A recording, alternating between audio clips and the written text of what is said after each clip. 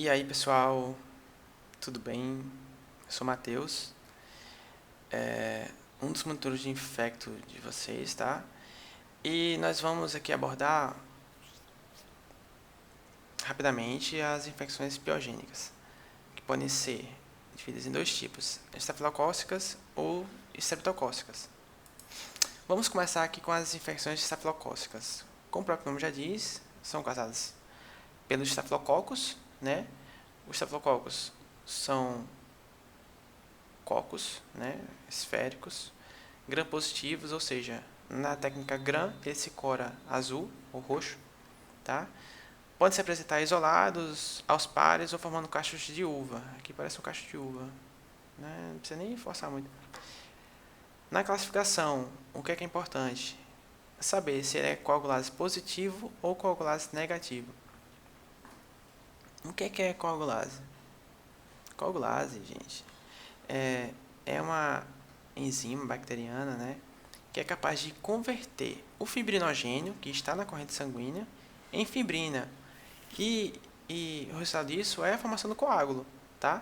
O coágulo ele vai atuar protegendo a bactéria dos fagócitos, ou seja, é um mecanismo de defesa da bactéria, tá? E assim vai isolar a bactéria das defesas do hospedeiro, tá? A que tem isso, a que possui isso, esse mecanismo de defesa, é Staphylococcus aureus, tá? A coagulase negativa é representada pela Staphylococcus epidermidis, certo? E essa coagulase negativa, a princípio, elas são tidas como não patogênicas. Porém, em condições hospitalares ou em pessoas suprimidas, elas podem vir sim a causar infecções, como infecções do sistema nervoso central, infecções relacionadas ao catéter, que a gente vai discutir mais adiante, e infecções na corrente sanguínea, por exemplo, tá certo? As infecções estafilocócicas são importantes agentes etiológicos de infecções comunitárias e hospitalares, como a gente vai ver, e apresentam um espectro variado de manifestações clínicas, podendo ser localizado ou invasivo. Falando aqui um pouquinho sobre as invasivas, elas podem ser cutâneas ou sistêmicas. As cutâneas podem ser foliculite, furúnculo, antraz, hidradenite supurativa, enfim, a gente vai ver cada uma delas rapidamente. E as infecções sistêmicas eu não vou abordar aqui, porque senão ia ficar muito longo. E esse aqui são temas que vocês viram separadamente, né? Endocardite infecciosa, sepse, infecções do sistema nervoso central. Então, no material que eu estou preparando, eu vou colocar elas, mas aqui na aula eu não vou abordar. Bem, e também tem as infecções estafilocócicas toxigênicas. O próprio nome já diz toxina, né? Então aqui a complicação é devido à produção de toxinas. E nessas duas últimas aqui, que é a síndrome da pele escaldada e a síndrome de choque tóxico, há também a participação do agente se multiplicando como fator agravante para a doença. Então, além da produção de toxinas, há também a participação do agente. E a outra que é a principal, né, que todo mundo já teve, pelo menos uma vez, é a intoxicação alimentar. E falando dela, o que é a intoxicação alimentar? A intoxicação alimentar é uma toxinfecção, né, alimentar estafilocócica.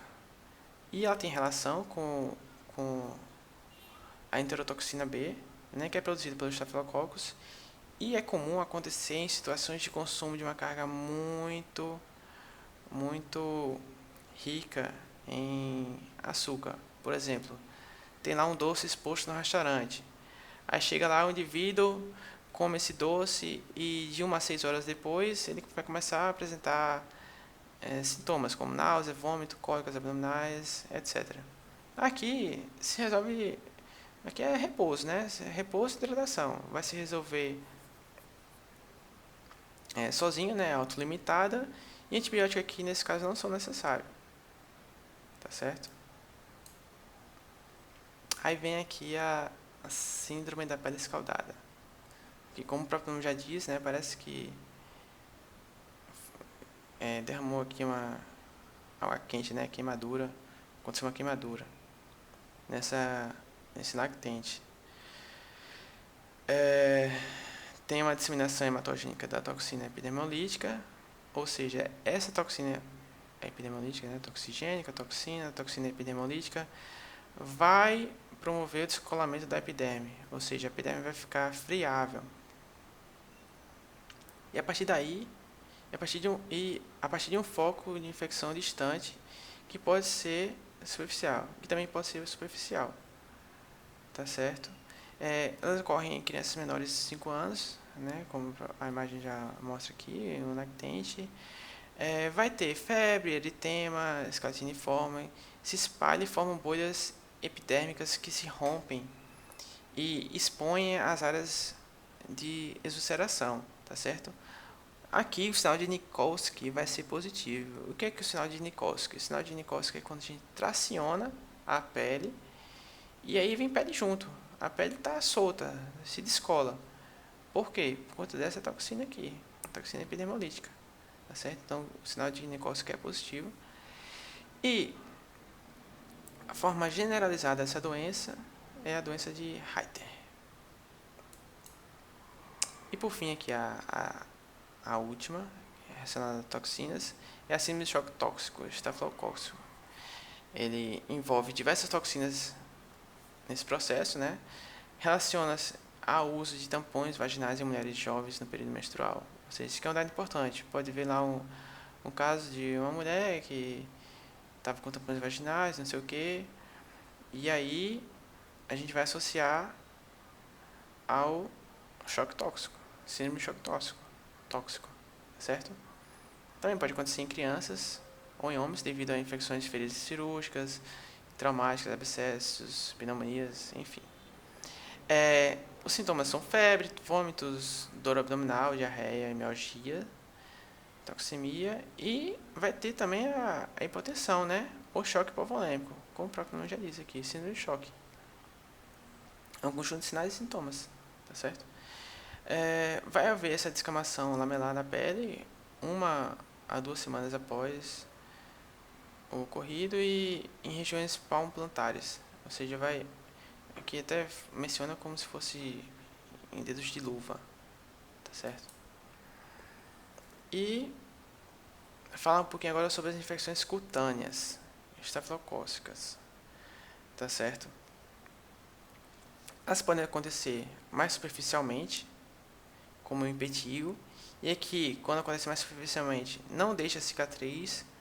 Por que não deixa cicatriz? Porque é superficial, tá certo? Quando comete essa parte da epiderme aqui, geralmente não deixa cicatriz. Vai deixar cicatriz quando comete em uma região mais profunda, tá? Como a hidradeniite supurativa, a gente vai ver que tem as cicatrizes. E também tem aqui as doenças relacionadas ao folículo piloso, como a foliculite, furúnculo, a cicose, enfim, vamos ver cada uma delas rapidamente. Falando em foliculite, eu vou começar por ela, que é a infecção simples do folículo piloso, e vai cometer mais regiões que possuem pelo, né? Obviamente, como coxas, aqui no homem a região da barba, dando a cicose. Nada muito preocupante, tá certo? Furúnculo já é mais algo que ficar atento. Por quê? Porque é uma infecção folicular mais extensa, que acomete também a glândula sebácea. Então, forma aqui como se fosse uma espinha grandona, né? Aí tem aqui um termo que é furunculose. Furunculose é quando tem uma recidiva de furúnculos, tem várias vezes furúnculo, ou quando tem mais furúnculo ao mesmo tempo. Tem um aqui, outro aqui e tal, aí já pode chamar de furunculose.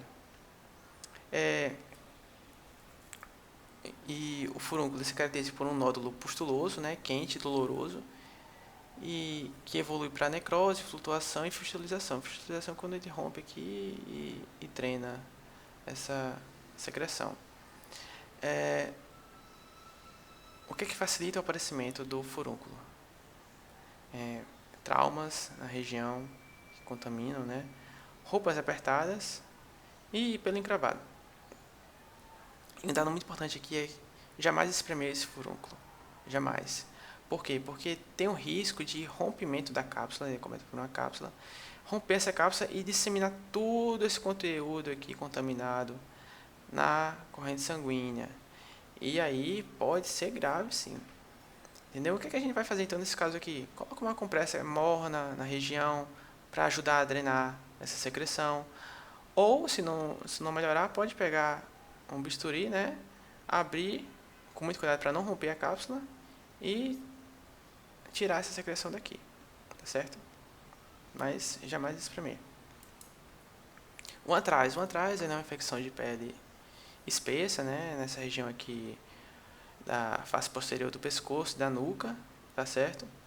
É uma lesão grande, a gente vê que é uma lesão bastante extensa aqui, endurecida, tá? Muito dolorosa, com a área ulceronecrótica no centro, formando uma área cicatricial dura, hipertrófica de coloração violácea. Então a gente vê que é meio violáceo, né? Ela ocorre mais em pessoas idosas e diabéticos. E também está relacionado à imunossupressão, ou seja, tem lá um caso de um paciente com HIV, imunossuprimido.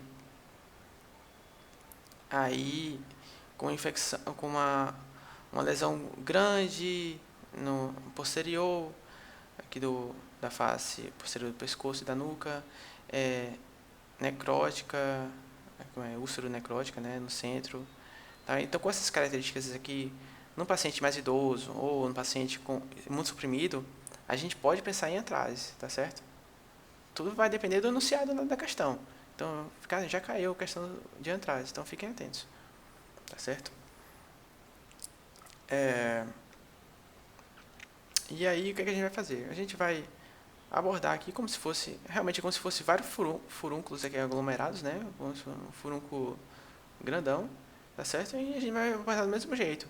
Mas aqui, como ele é muito grande, ele está muito próximo aqui dessa região aqui do sistema nervoso central, então pode haver aqui disseminação e causar uma meningite, né? Evoluir para um quadro muito grave. Então a abordagem aqui pode ser cirúrgica, né? Com limpeza dessa área, e vai internar e vai fazer um antibiótico também de acordo com a acessibilidade desse paciente, tá certo? Bem, a hidradenite supurativa, esse aqui também acho que eu acho que com a certeza caiu na prova que a gente fez. Era questão de marcar, falando basicamente do quadro clínico aqui, né, que é uma infecção recorrente da glândula sudoríparas e tal. Aí perguntava qual era a possível hipótese diagnóstica e o que é que causa, né? Os Staphylococcus aureus e o que é que pode ser usado, né? Que é o antibiótico correspondente, que vai vir mais adiante. Então, fiquem atentos com esses nomezinhos aqui. Vale a pena ler, né? Novamente. Então, são infecções progressivas recorrentes do sudoríparas apócrinas, né? Então, onde é que estão localizadas essas glândulas sudoríparas? Nas regiões que suam, né? Nas axilas, genitais, períneo, região da areola da mama, tá? E são nódulos inflamatórios dolorosos e que drenam espontaneamente, tá certo? A gente pode ter uma situação de infecções que vão se repetindo, e com a cicatrização, a formação de fibrose, que vai dificultar cada vez mais a drenagem dos conteúdos das glândulas, né? E aí talvez precise remover esse tecido mais fibroso, né? Dependendo da situação, tá certo? Tem aqui o ordéolo, é semelhante também a um furúnculo, né? Semelhante a um furúnculo, que é uma infecção da pálpebra que acomete os cílios e seus anexos. Lesão semelhante ao furúnculo, como eu havia dito, né? Com edema inflamatório que se estende à pálpebra. Então, como é semelhante ao furúnculo, a gente pode colocar aqui uma compressa morna. O pessoal até esquentava o dedo e colocava aqui, né? Por quê? Porque ajuda a drenar esse conteúdo aqui, entendeu? Então, o tratamento é semelhante ao do furúnculo, certo? Paroníquia. Paroníquia é a infecção que ocorre ao redor da unha a partir de uma laceração tecidual, ou seja, rompeu aqui, próximo à unha, e infectou, Por quê? Porque essa bactéria aqui está na superfície, né, da pele. É comum em pessoas que manipulam água, sabão e detergente. Por quê? Porque quando fica muito tempo a mão dentro da água, o sabão e tal, a pele fica mais fácil de haver lacerações, né? E aí pode ter a paroníquia, tá certo? O paranício, ele é uma infecção purulenta ou abscesso que acomete a porção distal do bulbo do dedo. Parece uma paroníquia, né? O panarício. A porta de entrada é uma lesão traumática ou uma extensão de uma paroníquia aguda. Então, pode evoluir e complicar para o panarício, tá certo? Enfim, isso aqui parece uma celulite, a gente vai ver mais adiante. Porém, o que vai diferenciar dela de uma celulite? A celulite, ela é mais extensa, tá certo? Então, comete uma área maior. Aqui não, está limitado à porção distal do bulbo do dedo, tá certo? Isso aqui pode ser grave se não for cuidado, né? Porque pode formar abscesso, enfim. Impetigo bolhoso. Impetigo bolhoso é uma infecção superficial da pele, né? Com formação vesícula pustulosa logo abaixo da camada córnea. Ou seja, como é superficial, como a gente já tinha visto antes, não vai deixar cicatriz. Isso aqui não vai deixar cicatriz, tá certo? A formação de bolhas causadas pela toxina epidermolítica estafilocócica, né? Que é aquela mesma toxina lá da pele escaldada, né? Então, o sinal de nicócica aqui vai ser o quê? Positivo, né? Que a gente vai puxar esse aqui vai sair facilmente, sem mais problemas, tá certo? E ele acomete crianças com lesões múltiplas na face, pernas podendo se estender em outras áreas, acomete mais crianças, certo? A celulite. A celulite ela é importante, por quê? Porque ela vai se diferenciar de uma que a gente vai ver mais adiante, que é a erisipela, por conta de uma característica que é bem importante, que é o edema de limite mal definido, tá certo? A gente tem um pouquinho, mas vamos aqui. O processo inflamatório agudo, tá certo, da pele, particularmente dos tecidos mais profundos, vai ter uma dor local, então o tecido mais profundo, então é um processo inflamatório aqui maior, né? Não é panarício, não. O panarício que a gente vê aqui é mais localizado. Aqui pode ser uma celulite que evolui para uma celulite. Mas aqui é um processo, algo mais extenso, tá certo? Uma celulite. Vai ver o dor local, o eritema e o edema de limites mal definidos. Ou seja, esse limite aqui, a gente não vê direito aqui onde que começa exatamente e onde que termina. Tá certo? Aqui nessa região também aqui, a gente não vê como vê na erisipela. Isso aqui eu estou frisando bem porque pode ser uma questão de prova. Vinha lá um enunciado falando sobre lesões mal definidas, a gente vai pensar em celulite. Se for lesões bem definidas, a gente vai pensar em erisipela, tá certo? Então fiquem atentos com isso. Febre e sintomas gerais são expressivos, né? Sintomas gerais, então os sintomas aqui sistêmicos, né? Febre, então pode complicar, né? E a celulite periorbitária, que pode ser devido a uma complicação de uma sinusite. Tem uma sinusite, como aqui é próximo, né? Pode vir para cá, certo? E vai gerar essa protusão e paralisia oculares, tá certo? Então a celulite periorbitária pode ser muito grave também. Então celulite, ficar atento, celulite. Aqui, botei uma fotinha aqui, diferenciando. Celulite, pensar em estáfilo. Erisipela, pensar em estrepto. A gente vai ver, mas eu estou só frisando bem, né? Aqui, a gente não vê exatamente, termina aqui, aqui, né? Mas não é tão definido como esse aqui. Erisipela, como é que é? Bem definidinho, a gente vê aqui onde termina e onde começa, certo? Estrepto, vai ver mais adiante. E as infecções estafilocócicas podem ser também relacionadas ao catéter. Como eu falei lá da Staphylococcus epidermidis, né?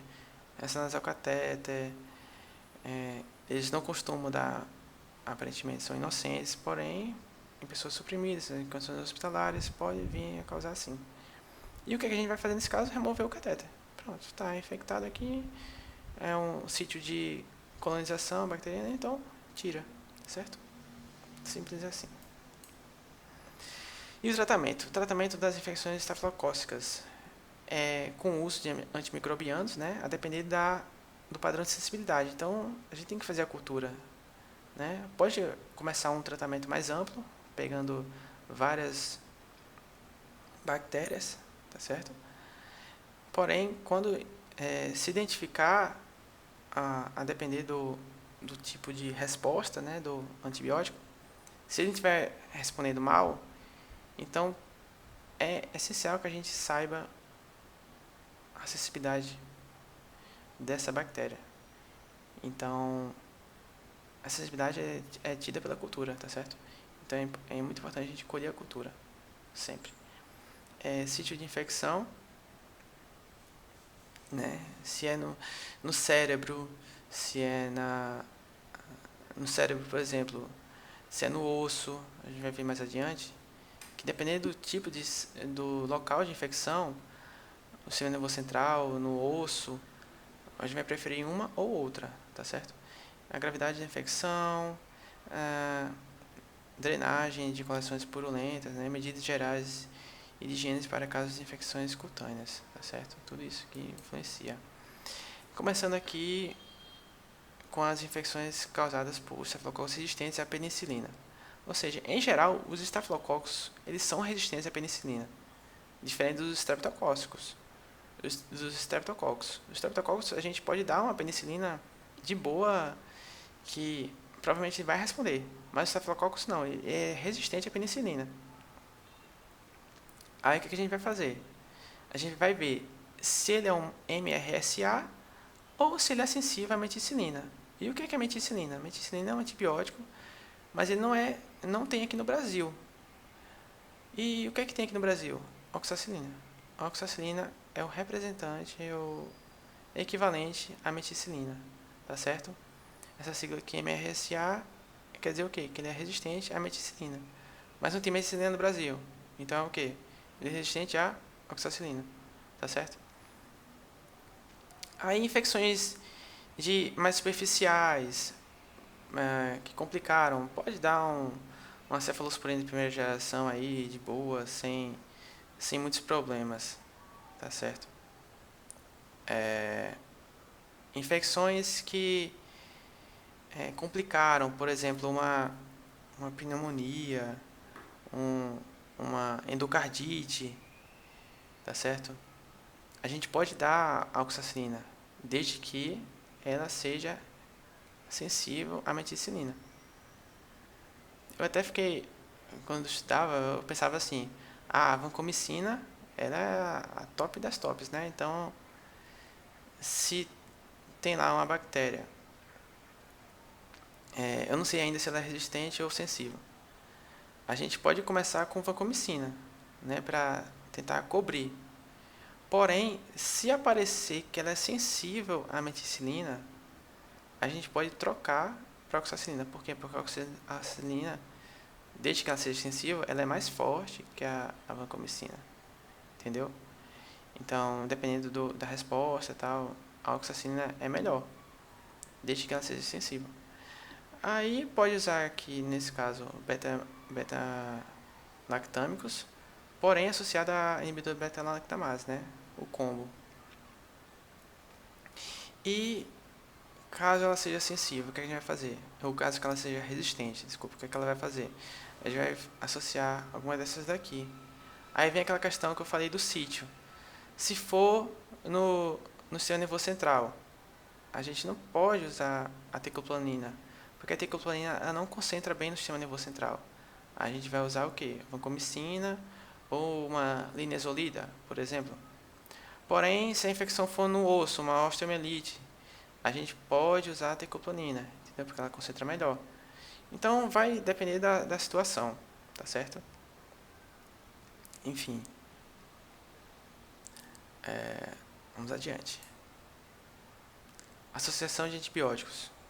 Quando é que a gente vai associar antibióticos? Quando tem situações que pedem isso. Por exemplo, está lá um paciente com uma endocardite infecciosa devido a uma prótese. Então, prótese é o quê? Prótese pode ter biofilme. E biofilme, ele não vai se resolver apenas com um vanco e genta, por exemplo. Geralmente associa vanco, genta. Vai precisar também de uma rifampicina. A rifampicina ela vai atuar nesse biofilme, entendeu? Isso é muito importante.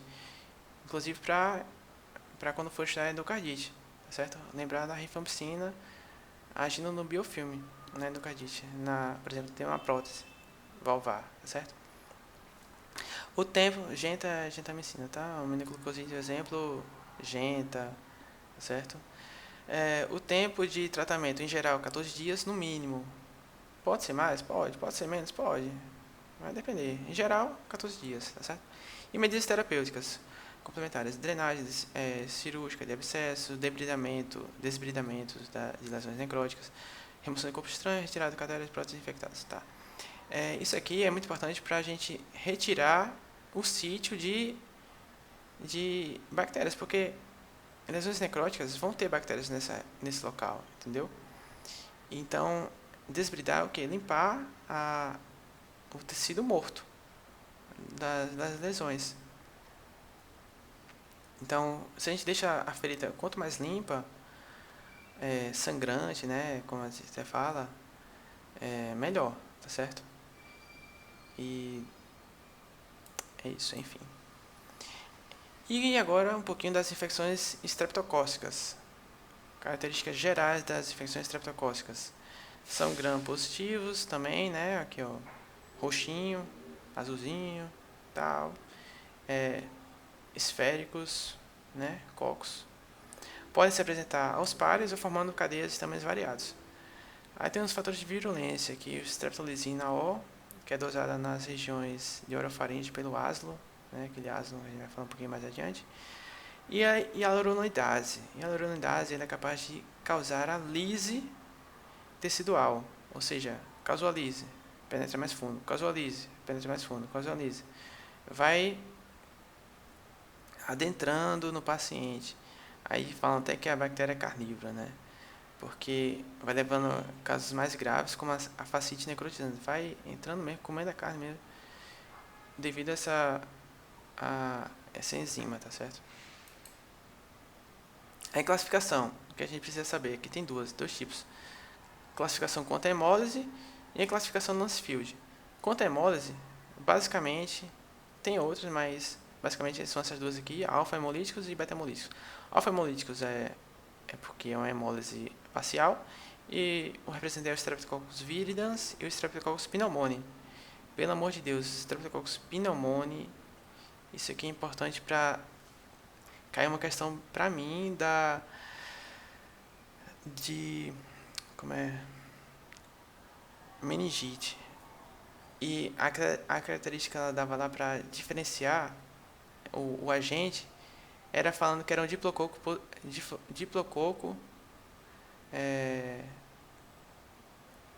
acho que eu falava apenas diplococo. Aí, gram positivo, acho, se não me engano. Então, diplococo gram positivo, pensar na Streptococcus pneumoniae. O Streptococcus pneumoniae é um diplococo, tá certo? E como é Streptococcus gram positivo. Principais responsáveis por infecções de válvulas cardíacas e pneumonia. E tem os beta-hemolíticos, que é devido à hemólise completa, né? Que o representante principal é o Streptococcus pyogenes e o Staphylococcus agalactiae, tá certo? Aí, na classificação de Lancefield, o Streptococcus pyogenes, desculpe, ele é o do grupo A, tá certo? E o grupo B é o agalactiae. O agalactiae ele é mais do bebê. Aí lembrar grupo B, bebê e tal, agalactiae, leite e tal, bebê.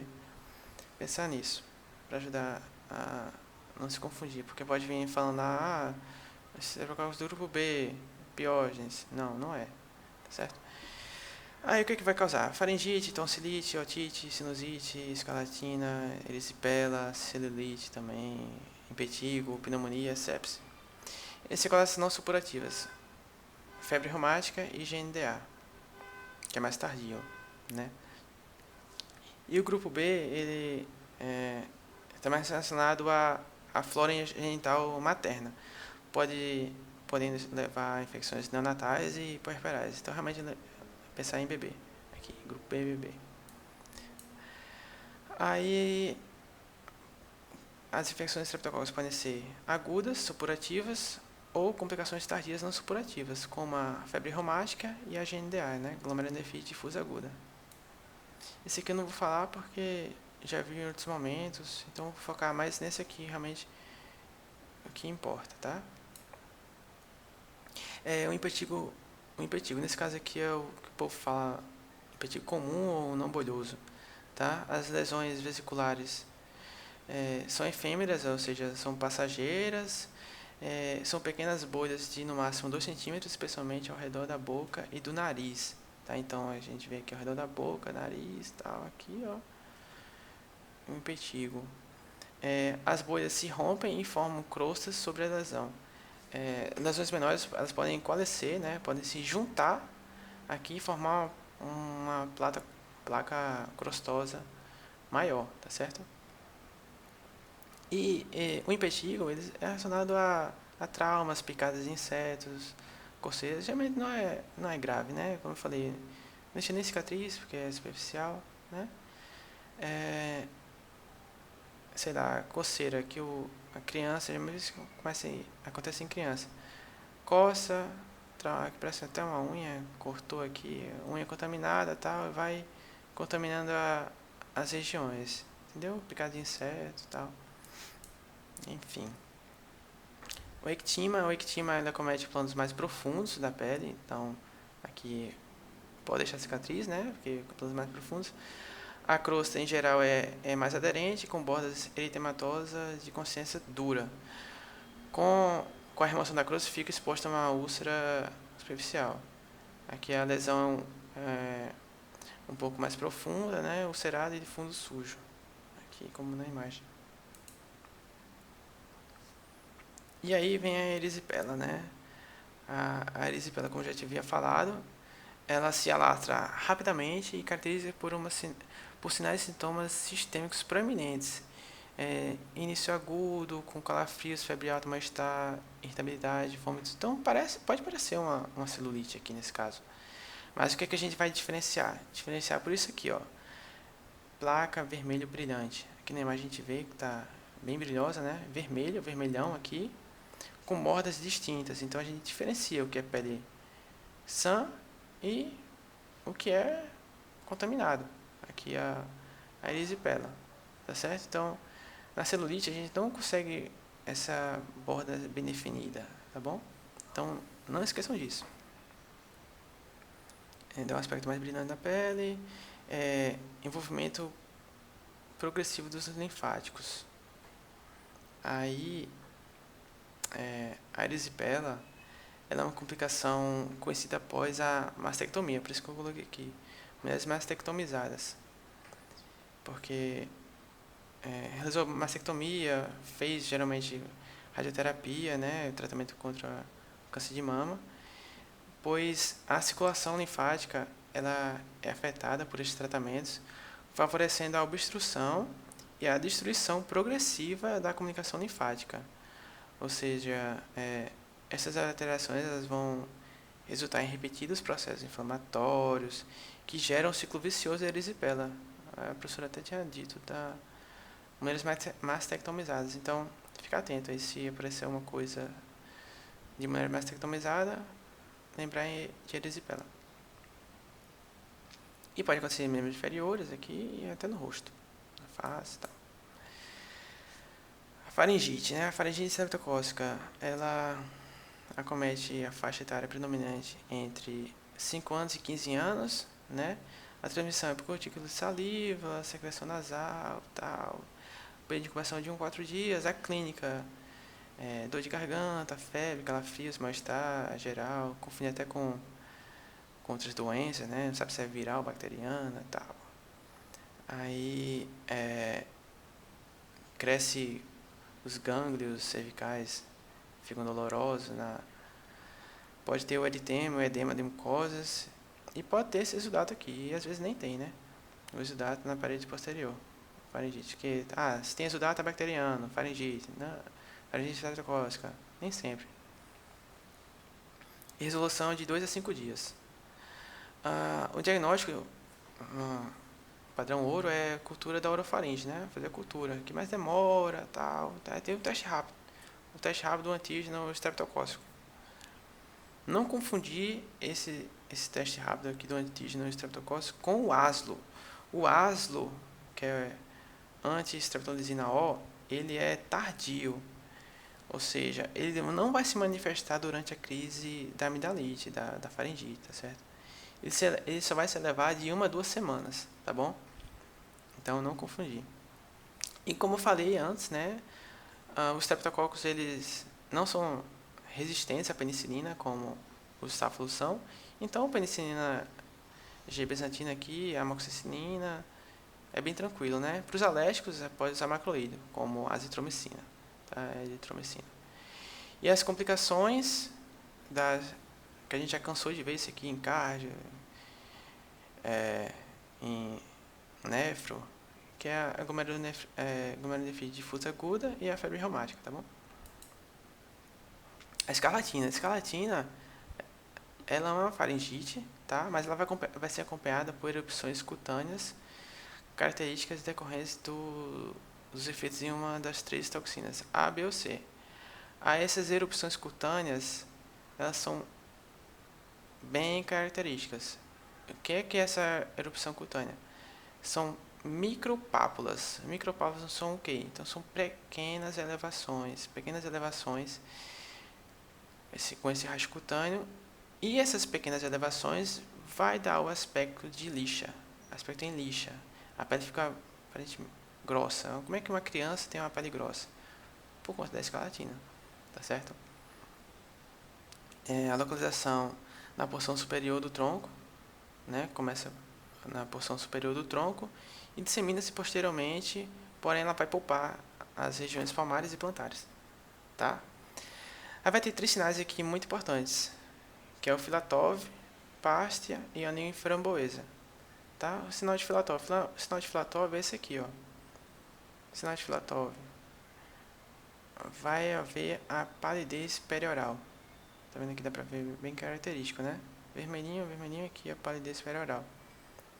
O sinal de Pastia, que é a intensificação do rastro cutâneo em áreas de dobras. Aqui não dá pra ver tão bem a imagem, mas dá pra ver que tá uma coloração mais intensa aqui do que se forçar, né? Se forçar um pouquinho dá pra ver.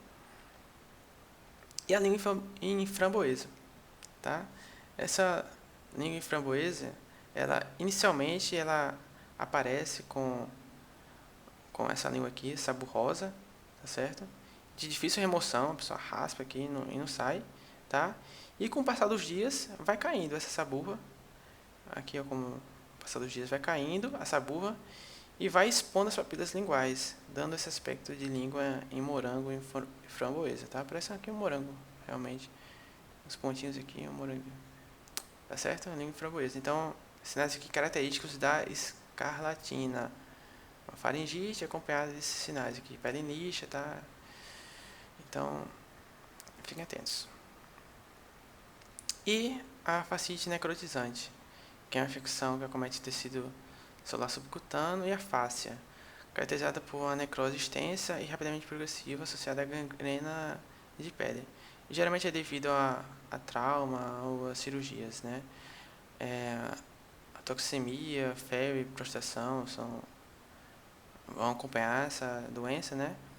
E vai ter aqui uma área eritematosa, edematosa, né? Muito dolorosa, localizada em parede abdominal, geralmente, períneo ou perto da ferida cirúrgica, tá? E pode ser acompanhada de uma celulite, posterior necrose, né? Na verdade, é uma celulite, né? Com posterior necrose, tá? A fascite necrotizante. E é isso, pessoal. Espero que vocês tenham gostado. A gente vai estar disponível aí para tirar dúvidas, caso surjam. A gente vai mandar um materialzinho para vocês, tá? Resumidinho assim do que a gente deu aqui agora. E é isso. Precisando, só chamar. Valeu!